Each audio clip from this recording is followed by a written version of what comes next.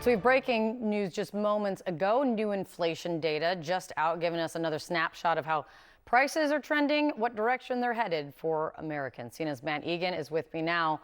Tell me what's coming in. Yeah, well, unfortunately, Kate, the snapshot is not a pretty one because we're back to 3% inflation in the United States for the first time since January. So these new numbers out show that prices were up by 0.3% between August and September. That's actually slightly better than expected. Okay. However, the annual inflation rate moved in the wrong direction from 2.9% to 3%. And as I mentioned, that is a new 8-month high for inflation. And when you look at the trend, what's important to remember is that inflation was going in the right direction, right? Earlier this year, back in April, inflation went down to 2.3%. That's the dip in the middle of that chart. So that goes back to September, back when then candidate Trump was on the campaign trail saying inflation was out of control. But you can see clearly we're in a worse spot now than we were last fall, when inflation was maybe the biggest issue, certainly the biggest economic issue on the minds of voters. Absolutely. So that's pretty telling. And when we dig into the categories to try to understand the why here, okay, gasoline prices did go up between August and September, right? So during the month of September, prices were up. In fact, gas prices increased by about 8% on a monthly basis. That was the biggest monthly increase in about 2 years. But this is not just about gas prices, which are, they're still relatively low, even if they went up. They're also, this is about the grocery store, which is another pain point for consumers, and which is also being driven in part by tariffs, because we did see significant increases for a number of different items. Canned vegetables, ham, other items of food went up. But then there's other tariff-exposed items that have gotten more expensive. For example, apparel.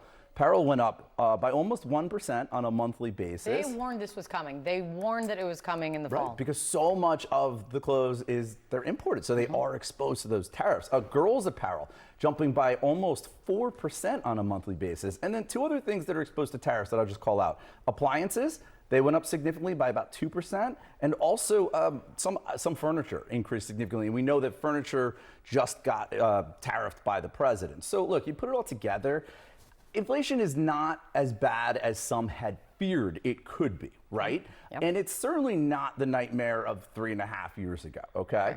But at the same time, as you know, inflation, it's cumulative. There's a snowballing effect. So the fact that we're getting uncomfortably high inflation right now, after years of very historically high inflation, that's why this is so painful. And look, it's contributing to the two-speed economy, right? People at the top who have money in the market, they own their homes, they're doing okay. They could absorb these price increases, but a lot of people who are living paycheck to paycheck, not so much, right? They're really the ones who are hurt here. So this is contributing to that K-shaped economy. Yeah, this is not where any administration would want it to be at this moment. Especially when the cost of living is just such a salient issue right now. It's great to see you. Thank you so much for bringing it to us. Sarah. All right, let's talk about the government shutdown. It's second longest in U.S. history. And as it drags on, since we're talking about the economy, leaving hundreds of thousands of Americans without a paycheck, how are Americans feeling right now about the economy? CNN's Harry Enten is here now to run the numbers. A lot of talk about the economy. You just heard those numbers, that inflation going up, which is not what anyone wants to see. But you said you found something surprising about how Americans feel about the economy. Yeah, quite surprising. Honestly, sometimes you look at the numbers and you just go, whoa, it kind of pops off the screen. This is going to be a contrarian take. What are we talking about? Well, Matt was mentioning about the econ playing such an important role in last year's presidential election. The top problem facing the U.S. is economic per Gallup. Last year, look at this, 43% at this time, 43% of Americans said the top problem was economic. Come to this side of the screen. It's just considerably different. We're talking about 24%. We're talking about a drop of nearly 20 points. And more than that, we're talking about across all of the different political groups, right? Democrats, independents, Republicans. We see that the percentage who say the top problem is economic has been falling through the floor. And more than that, we're talking about inflation. The percentage of Americans who say that the top problem is inflation has also been falling, which is, I think, very much surprising given all the news that we are hearing about the economy. It really is surprising. How does this compare to the historical look at how people feel about the economy? Okay, so let's talk about, we'll go through history, right? Let's take a look. The top problem facing the United States is economic. In the average midterm election, it's 35%. It's 35%. Look at where we are now. Again, it's 24%. It is lower. Fewer Americans right now are saying the top problem is economic than historically have said that the top problem is economic. So it's not only that the top problem being economic is lower than we were at this time last year, it is lower than we have historically been despite all the news about how the economy is supposedly softening. So you just look at these numbers and you just go to yourself, wait a minute, there's something going on here with the American public whereby you're getting all this economic news, but yet the percentage of Americans who say the top problem is economic has actually been falling and is lower than it normally is. It's fascinating. All right.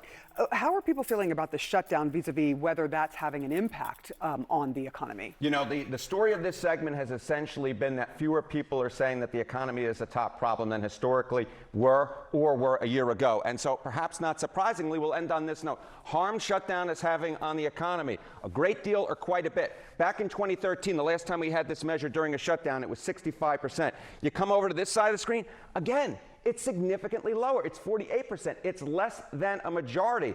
So what we're talking about here is, again, fewer Americans are saying the top problem is economic compared to last year and historically. And what we're seeing is fewer Americans are saying that the shutdown is causing a great deal or quite a bit of harm to the economy. So at this particular point, yes, it is true that perhaps Americans don't like the direction that the economy is going, but where it ranks on their list of issues has actually been falling. This is fascinating. Thank you so much, Harry.